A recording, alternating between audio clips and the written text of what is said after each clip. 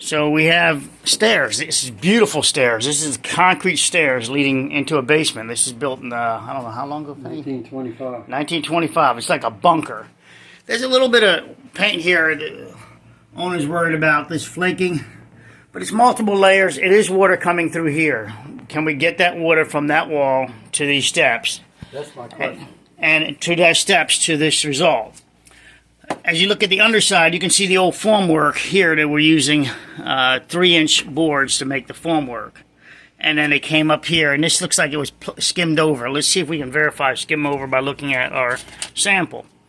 And barely skimmed over. This is mostly concrete right out to the tapered edge. So this is small. Now, do we have enough cover? We look at the underside of that reinforcement area, and we see there is enough cover. And besides that, I'm not worried about water coming from this side, the underside, and climbing up and getting to our water, our concrete. Now, it's swelled up, but did it swell up from water, or was it oxidation and all? And I'm going with oxidation.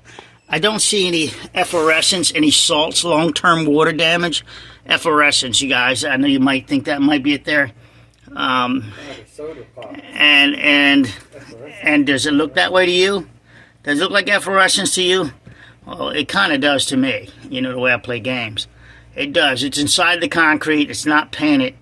It does look like some salts. Now, we look at the steel, and it's now swelled, and that's where we get this rust jacking. Considering the placement of steel so close to that wall, it's about 6 inches, so probably another piece here, and one out here. We look at the rest of this, and we're looking good all the way up. We're looking good all the way up. The stairs aren't cracking, which is great. They're in great condition. The wall is there. So we've got an isolated piece of steel that somehow is managing to get water to it. It's not going through there.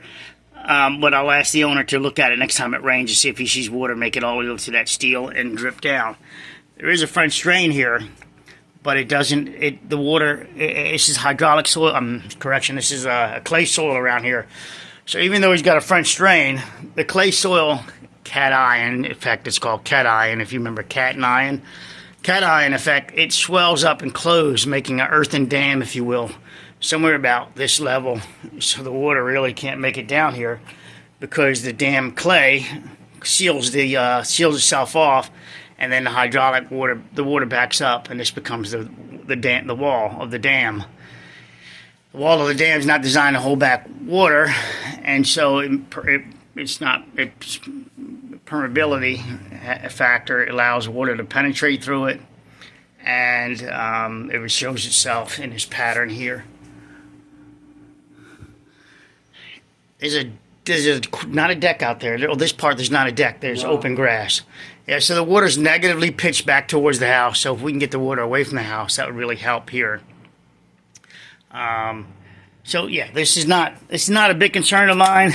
The steps have a lot of redundancy in them.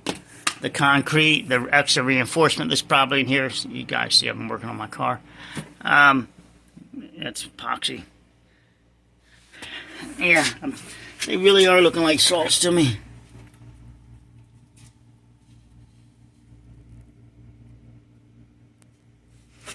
Let's see what we got here.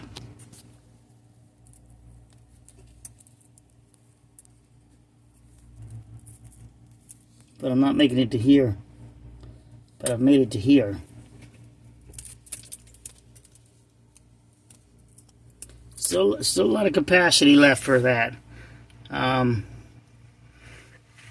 going to teach them how to sand that down. So you're going to sand that down, get to some nice good metal, add some epoxy on top of it to seal it from air causing an issue. And then we're going to use some rapid set product to just close it back up. And probably won't do too much more probing into that. I don't like the idea of more probing, more drilling. I don't even know if I like the idea of a Tapcon without me confirming a Tapcon won't rust, because I don't want to create a mini fracture line just over something so silly, so insignificant at this time.